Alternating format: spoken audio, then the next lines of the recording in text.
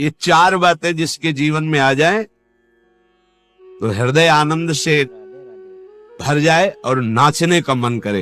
ये चार बातें, और ये चार बातें उसी के जीवन में आती है जिस पर भगवान की विशेष कृपा होती है। ये जिस शरीरधारी को ये चार बातें मिल जाए वो रसिक सिरमौर हो जाएगा और उसका मित्र होगा मनमोहन ठाकुर। ललित त्रिभंगी श्याम सुंदर अखिल ब्रह्मांडों का नायक तुम्हारा दोस्त बन जाएगा। चार बातें तुम्हारे जीवन में है। पहला, ब्रज में जन्म, दुर्लभ बात। अब हम इस पंक्ति में कैसे खड़े हों? ब्रज में जन्म हमारे हाथ की बात है, फिर तो हमारा मनुष्य जन्म गया। इसका क्या उपाय है कि इस पहली पंक्ति पे हम खड़े हो जाए?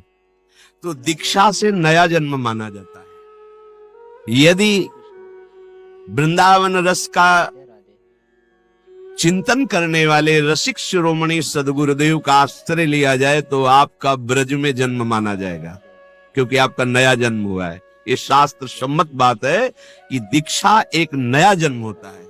जो दीक्षा देने वाला है वो हमारा असली माता पिता है।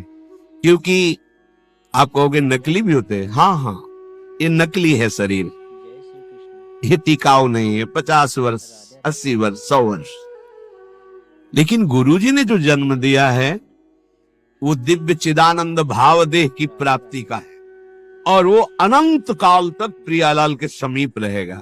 जो मंत्र मिलता है, जो नाम मिलता है, वो प्रभु मिल गए। अभी आप समझ नहीं पा रहे। चेक हाथ में आ गई अरब रुपया की तो अरबपति बन गए, पर अभी 1 रुपया खर्चा करने के लिए हाथ में नहीं है। अब वो कार्य उसका आगे बढ़ेगा। आप बैंक जाएंगे, वहां जांच होगी, आपको पैसा 1 अरब, पर आप अरबपति उसी समय बन गए जब चेक आपके हाथ में है। ऐसे ही दीक्षा मिली तो आप प्रभु के उसी समय हो गए। आपकी स्वीकृति, आज से मैं वैष्णव हो गया, श्री हरि का हो गया। बोले आप बोलते हो, बोलने से क्या, प्रमाण दीजिए।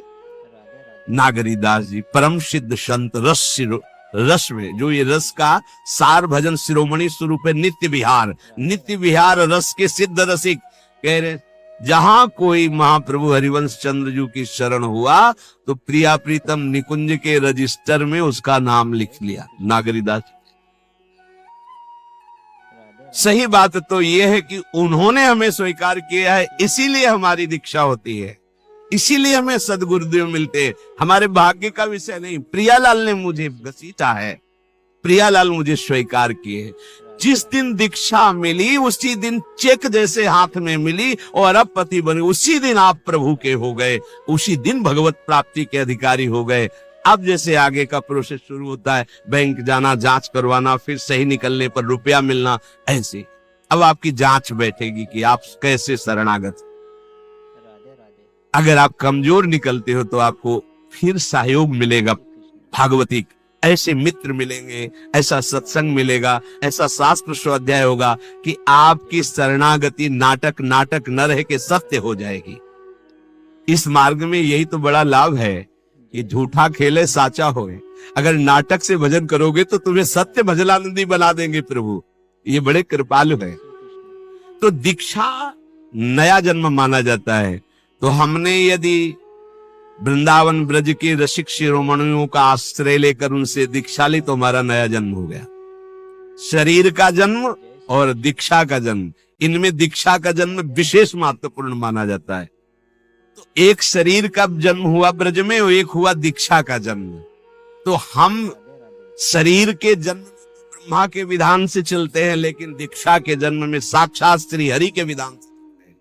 हरि ने मुझे जन्म दे दिया, अब हम पक्के ब्रजवासी हुए, क्योंकि हमारा जन्म हो गया। क्या? दीक्षा जन्म। इसे कोई नहीं काट सकता त्रिभुवन में, ये सिद्धांत है। अच्छा, ब्रज में सुअर, कुत्ता, कीट पतंग के रूप में जन्मे, अहो भाग्य, महापुरुषों ने मांगा है। पर कह रहे दूजो मानुष तन, और कई मनुष्य शरीर से तो हम कथा कह सकते हैं, सुन सकते हैं, नाम कीर्तन कर सकते हैं, नृत्य कर सकते हैं, प्रभु के लिए चीख चीख कर पुकार सकते हैं और हम प्रभु की सेवा कर सकते हैं। लेकिन हम पशु पक्षी बने तो हम श्री जी की सेवा नहीं कर पाए, हम प्रभु का यश नहीं गा पाएंगे। देखो ना, यहाँ पशु पक्षी सब सौभाग्यशाली, तब कैसा जीवन।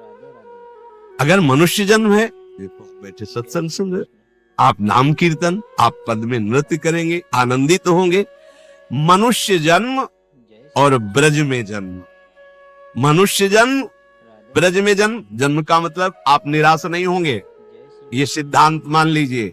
दीक्षा एक नया जन्म, तो हम भी ब्रजवासी, क्योंकि मनुष्य शरीर में विद्या और ज्ञान का प्रकाश होता है, अन्य जीवों के शरीरों में नहीं। इसलिए मनुष्य जन्म और ब्रज में जन्म। आज का यह वीडियो आपको जरूर पसंद आया होगा, तो आज के लिए बस इतना ही। तो जल्द मिलते हैं महाराज जी की एक और वीडियो के साथ। राधे राधे।